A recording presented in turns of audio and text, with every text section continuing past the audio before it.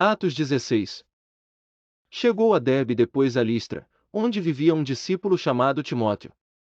Sua mãe era uma judia convertida e seu pai era grego. Os irmãos de Listra e Iconio davam bom testemunho dele. Paulo, querendo levá-lo na viagem, circuncidou-o por causa dos judeus que viviam naquela região, pois todos sabiam que seu pai era grego. Nas cidades por onde passavam, transmitiam as decisões tomadas pelos apóstolos e presbíteros em Jerusalém, para que fossem obedecidas. Assim as igrejas eram fortalecidas na fé e cresciam em número cada dia. Paulo e seus companheiros viajaram pela região da Frígia e da Galácia, tendo sido impedidos pelo Espírito Santo de pregar a palavra na província da Ásia. Quando chegaram à fronteira da Mísia, tentaram entrar na Bitínia, mas o Espírito de Jesus os impediu. Então, contornaram a Mísia e desceram a Troade. Durante a noite Paulo teve uma visão, na qual um homem da Macedônia estava em pé e lhe suplicava: passe a Macedônia e ajude-nos. Depois que Paulo teve essa visão, preparamo-nos imediatamente para partir para a Macedônia, concluindo que Deus nos tinha chamado para lhes pregar o Evangelho. Partindo de Troade, navegamos diretamente para Samotrácia, e, no dia seguinte, para Neápolis.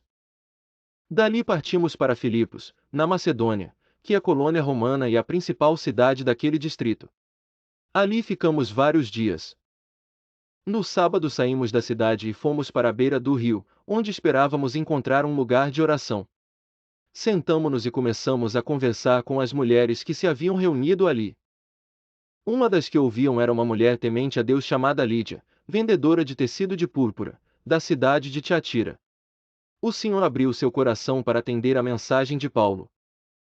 Tendo sido batizada, bem como os de sua casa, ela nos convidou, dizendo: se os senhores me consideram uma crente no Senhor, venham ficar em minha casa. E nos convenceu. Certo dia, indo nós para o lugar de oração, encontramos uma escrava que tinha um espírito pelo qual predizia o futuro. Ela ganhava muito dinheiro para os seus senhores com adivinhações. Essa moça seguia a Paulo e a nós, gritando: estes homens são servos do Deus Altíssimo e lhes anunciam o caminho da salvação. Ela continuou fazendo isso por muitos dias. Finalmente, Paulo ficou indignado, voltou-se e disse ao espírito: em nome de Jesus Cristo eu lhe ordeno que saia dela. No mesmo instante o espírito a deixou. Percebendo que a sua esperança de lucro tinha se acabado, os donos da escrava agarraram Paulo e Silas e os arrastaram para a praça principal, diante das autoridades. E, levando-os aos magistrados, disseram: estes homens são judeus e estão perturbando a nossa cidade, propagando costumes que a nós, romanos, não é permitido aceitar nem praticar. A multidão ajuntou-se contra Paulo e Silas, e os magistrados ordenaram que se lhes tirassem as roupas e fossem açoitados. Depois de serem severamente açoitados, foram lançados na prisão. O carcereiro recebeu instrução para vigiá-los com cuidado. Tendo recebido tais ordens, ele os lançou no cárcere interior e lhes prendeu os pés no tronco. Por volta da meia-noite, Paulo e Silas estavam orando e cantando hinos a Deus, os outros presos os ouviam. De repente, houve um terremoto tão violento que os alicerces da prisão foram abalados. Imediatamente todas as portas se abriram, e as correntes de todos se soltaram. O carcereiro acordou e, vendo abertas as portas da prisão, desembainhou sua espada para se matar, porque pensava que os presos tivessem fugido. Mas Paulo gritou: não faça isso! Estamos todos aqui!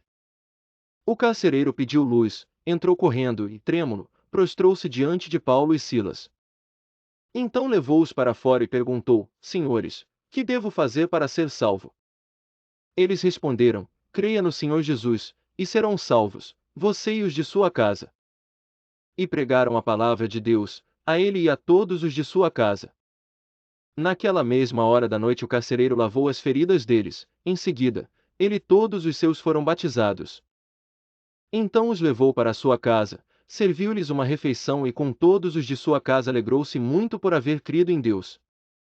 Quando amanheceu, os magistrados mandaram os seus soldados ao carcereiro com esta ordem: solte estes homens. O carcereiro disse a Paulo: os magistrados deram ordens para que você e Silas sejam libertados. Agora podem sair.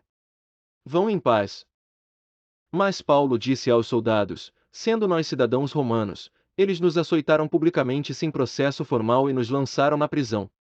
E agora querem livrar-se de nós secretamente. Não. Venham eles mesmos e nos libertem. Os soldados relataram isso aos magistrados, os quais, ouvindo que Paulo e Silas eram romanos, ficaram atemorizados. Vieram para se desculpar diante deles e, conduzindo-os para fora da prisão, pediram-lhes que saíssem da cidade. Depois de saírem da prisão, Paulo e Silas foram à casa de Lídia, onde se encontraram com os irmãos e os encorajaram. E então partiram.